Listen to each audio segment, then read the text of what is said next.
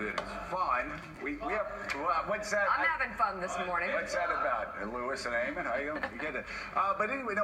What a remarkable night, and I got to tell you, it was a night that it once again proves that nobody knows nothing. There was a joke. Somebody tweeted that the early exit polls could show that John Kerry was going to be the next president of the United States.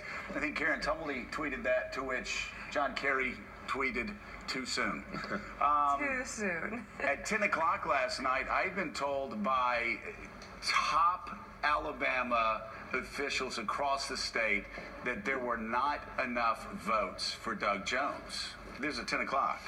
And then I talked to some people at NBC and other places, said, well, it's just too early to call this, but it certainly seems to be going against Doug Jones.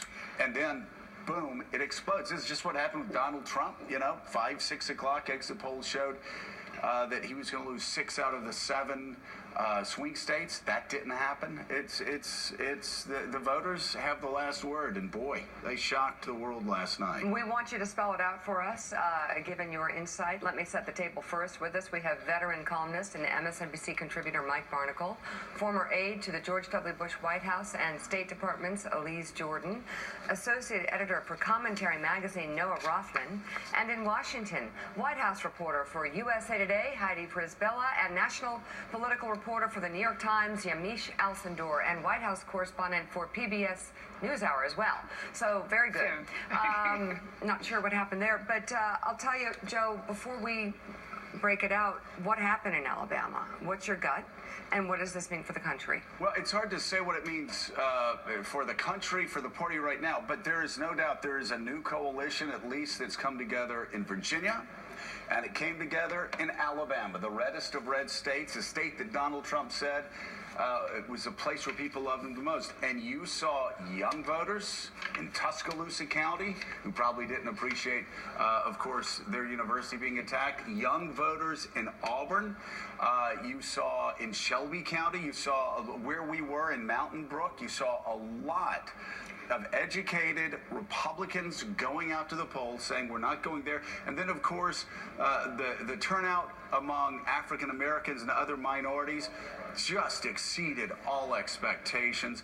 You put that all together, and you have what happened in Virginia as well. And speaking of Shelby County, Shelby, how much of an impact did Senator Shelby's comments have on this, and what does this say? As I said before, Senator Shelby is not an outsider. Steve Bannon and other people that went into the state to try to impact that state are outsiders. I can tell you when I went to school in the early 1980s, started there, Richard Shelby was a congressman, had his local office right down the street on University Boulevard. He is Alabama. That guy has done more to help Tuscaloosa County and the state of Alabama than anybody can imagine.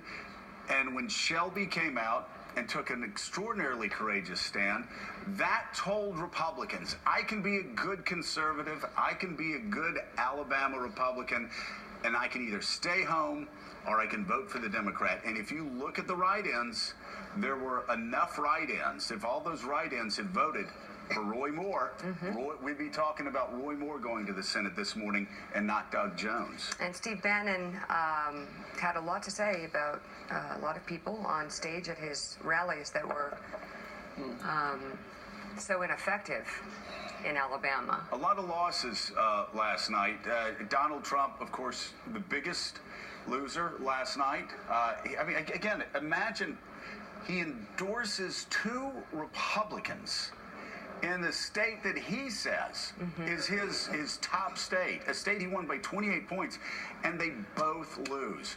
Steve Bannon, Steve Bannon, obviously a big loser. You also, though, I'm sorry, you got to look to Mitch McConnell, who was too clever by half. He didn't want Mo Brooks in there, so he tried to undercut Mo Brooks. He tried to undercut Roy Moore, and he ended up within a hair of getting Roy Moore in there. And so, Mitch McConnell owes part of this too. He can point at Steve Bannon, and Steve Bannon can point at him.